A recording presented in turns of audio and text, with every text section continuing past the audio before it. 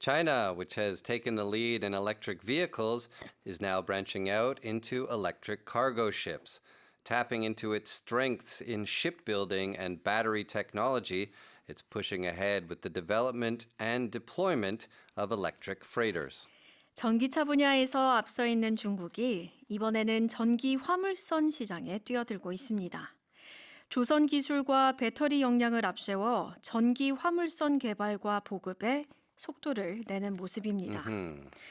So China already dominates the global EV market, Right. accounting for nearly 60% of sales worldwide. And they're now moving from EV, the electric vehicle, to EV, the electric vessel. Yep, and there's more than 1,000 electric, not only electric ships, but also alternative fuel vessels as well. They're already in operation nationwide. So of those, 485 are actually fully electric. They're mostly passenger boats that kind of run on rivers, so inland waterways. And then the focus is shifting from there to cargo vessels, where the real money is. So electric freighters with capacities of 1,000 to 2,000 tons have already been launched. Additional orders are in the pipeline, so the industry is moving beyond these kind of pilot projects towards the actual kind of money-earning phase, the commercial development Right. of the operation. 중국에서는 이미 전기와 대체 연료로 운행되는 선박이 1,000척 정도 된다고 해요. A little bit over 1,000. 근데 이 가운데 순수 전기 선박은 반 정도가 되는데 대부분 강에서 운항하는 여객선이라고 합니다. But now they are expanding into the cargo ship category.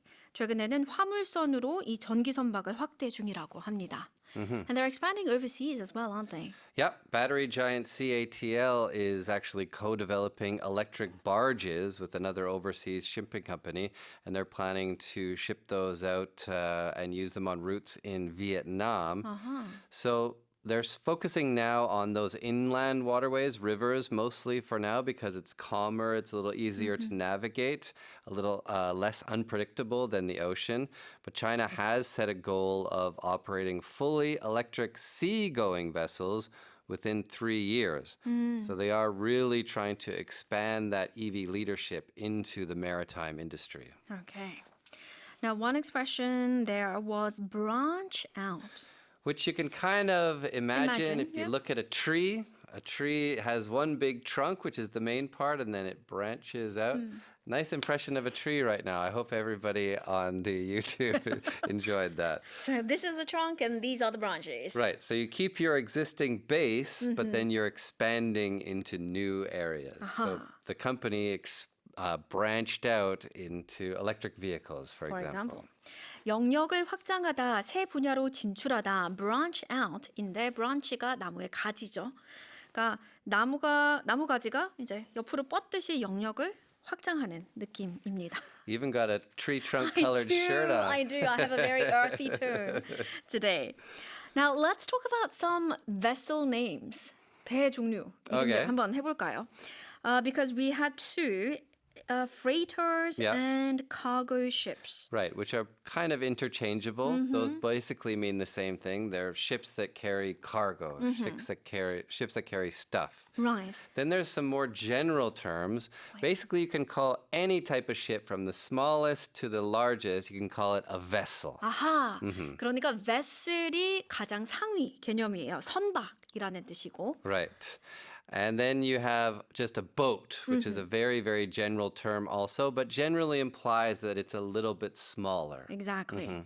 그래서 이제 제일 상위 개념이 vessel, 선박이 있고 Yep. 그 다음에는 뭐 유람선, 사람들을 이제 유람시켜주는 cruise가 있고 그다음에 화물을 이제 carry하는 cargo ship, freighter 이런 게 있고 이거는 둘 다 큰 거죠. Right. And then the smaller end of the spectrum 가장 작은 거는 boat입니다. 보통 작은 배를 뜻해요. So if we start with boat, then you move up to yacht, then you yes. move up to ship, then maybe let's go ferry, like a ferry boat, like the Hangang ferry, You're creating a tsunami again. and then a cruise ship, which is a big one, obviously. Super mega big one. Yeah. All right. And then we have motherships as well. But that is for another day. Okay, here's the article again. China, which has taken the lead in electric vehicles, is now branching out into electric cargo ships. Tapping into its strengths in shipbuilding and battery technology, it is pushing ahead with the development and deployment of electric freighters. On to the news about Koreans not drinking enough water, that is. I feel like every few years we get a story like this, just to remind people just keep drinking enough water. Over 8 out of 10 South Koreans reportedly drink less than 1.5 liters of water a day. Experts warn that by the time you feel thirsty, mild dehydration may already be setting in. 한국인 10명 중 8명 이상이 하루 1.5리터 이하의 물을 마시는 것으로 조사됐습니다. 갈증을 느낄 때는 이미 가벼운 탈수가 시작됐을 수 있다는 경고도 나옵니다. How much water do you think you drink per day? I drink a lot of water, but I'm also in the bathroom a lot. So Yes, that is the other side of drinking a lot. You have to make frequent visits to the water closet, shall we say. But I think it's whether you have this habit or not of sipping water throughout the day. Yeah. How I about think you? we have good habits. I think I drink enough. yeah, Yeah. you look very healthy. Thank you very much. I think I am glowing. Yes. Staying hydrated. You're definitely glowing. So 95.3% of people actually know that they should be drinking more water, but a lot of people just say they simply forget. Almost 60% of people just say they just forget to drink water. You get busy a lot of Yeah. time, you're working, and you don't really take the time. So it's a good idea to have just a bottle of water nearby so you can just have it there to sip on, right? Some people are also worried about impurities in the water, not only impurities maybe just in the tap water, but also microplastics are a big concern in bottled water as well. Right, I am starting to get quite paranoid about microplastics, so I can see where the concern is. The more you read the news, Yeah. the more you get worried about microplastics and other things just in Yeah. general, to be honest. Whatever is coming into your body, breathing, drinking, eating, we start to get a little bit more concerned the more you read the news. Right. 이거는 어떤 물 필터 정수기 회사에서 진행한 조사 결과인데요.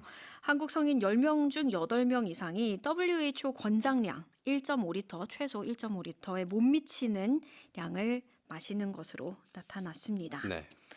Okay, let's go straight to the expressions. All right. Dehydration. Dehydration means a harmful lack of water in your body. So, for example, if you're in the desert or if you're stuck out on the ocean, ironically, both of those places you can be suffering from dehydration, which of course can kill you. It means not enough water. Not enough water. 탈수, 수분 부족이 dehydration입니다. And if something sets in, what does that mean? It means it begins and then it kind of becomes more established, especially if it's kind of gradual and often in not a good way. So, for example, fatigue or tiredness set in after a long hike, or hypothermia Set in. can set in if you're in cold weather or cold water or whatever it is. Set in, 어떤 현상이나 상황이 시작되다, 고착되다라는 뜻이거든요. Some simpler examples, winter has set in, 겨울이 시작됐다. That's a good one. Reality finally set in, 현실이 서서히 실감났다, and so on. You mentioned hypothermia Yep. has set in. Set in. 저체온증이 고착됐다, 이제 시작됐다 이런 뜻으로 번역해 줄 수 있고요. Want to talk about some different types of water? Oh, sure. Okay, sure. If we go traveling, this is very important. Well, 그냥 맹물, I guess the easiest way to translate that would just be plain water. Right, as opposed to coffee or tea or other fizzy drinks. Sure.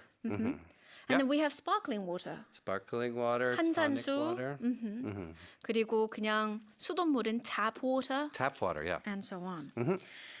Over 8 out of 10 South Koreans reportedly drink less than 1.5 liters of water a day. Experts warn that by the time you feel thirsty, mild dehydration may already be setting in.